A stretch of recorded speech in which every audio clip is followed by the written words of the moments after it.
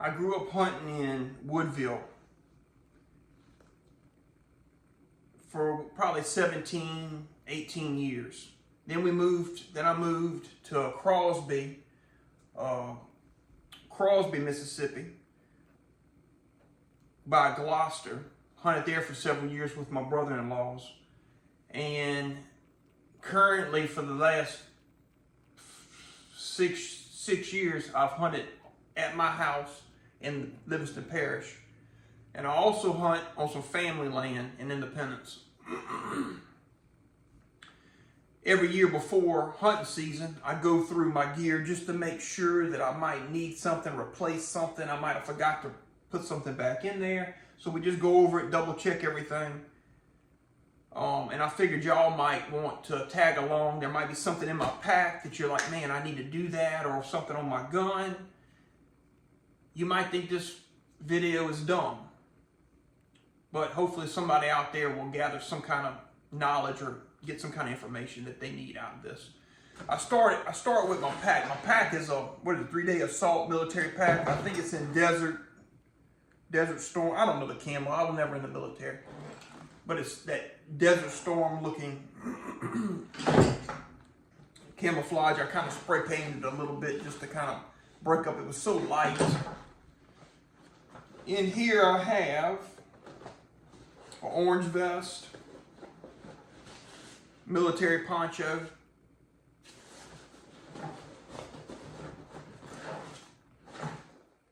grunt call that I barely ever use, rangefinder, smart water bottle, headlamp, and some chargers and stuff for my phone, because this little thing was a white elephant gift from my cousin Tony at Christmas. It's a hand warmer / battery pack. Man, it's awesome. Have that in here. Have a couple hand warmers and some flagging. The reason for the smart water bottle is in here somewhere. I'm pretty sure I have a filter that screws on here. I'm going to bring a bottle of water. I'm going to add a bottle of water to this pack. But usually the Walmart bottles that I use, they don't have good threads. So your filter that you screw on there isn't going to work. Also, the Walmart water bottles are used when you're in the deer stand for a long time and you got to go to the bathroom. You got a pee bottle. I'm not going to pee. I'm going to keep this one in here, smart bottle, as a always, in case of emergencies, drink water, not a pee bottle.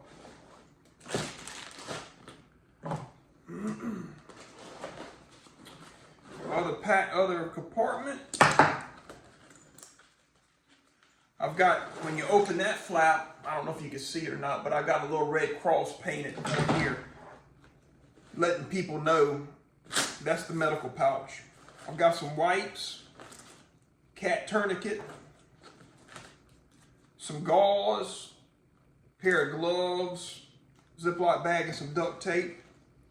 And I've got some Band-Aids and some Aleve in here as well.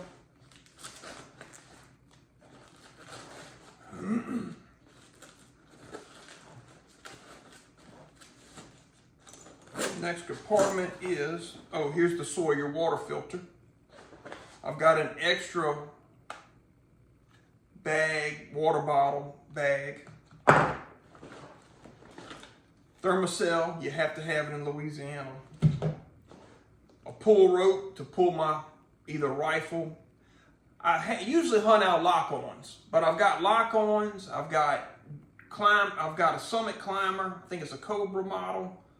I've got ladder stands. I've got box stands. The rope. You might have to drag a deer with this rope, so you got to have the paracord. A saw to cut limbs while I'm going up. Heavier duty flashlight to be able to see the blood. The other headlamp is just kind of getting in and out the woods. Even though I try not to use a flashlight going in or out, you got to sometimes. Multi-tool and a carabiner that I didn't know I was in there. There's another little compartment in here which has stuff for the thermocell, the zip ties to be able to tag the deer, and some batteries, and a pin. For the climber, for the lock-on or the climber, I use a Summit harness. You know, years ago, I go up almost 2 rungs of sticks, usually. And there's a lot of theories behind, you don't need to do that, the deer can't see as long as you don't move, blah, blah, blah, blah, blah. I go up a little higher than normal because usually a deer doesn't look up as much, you know, so even if you do move a little bit, the deer sometimes doesn't notice something that's 30 foot over his head. So anyway, I use the Summit. I also use 2 ropes, safety ropes. And the reason behind this is, like I said, years ago, we wouldn't even use harnesses or anything. We just run up them sticks. But the older I get, the more I realize I need to live, not only to help raise my kids, but I don't really want to die right now. If it's not the Lord's will, I don't want it to be something stupid that I did. But anyway, what I'll do is when I'm stepping from the sticks to the lock-on, I'll usually put a safety rope from that transition. Because if I use the rope to climb the tree, usually I'll have to unhook it to get on the lock-on.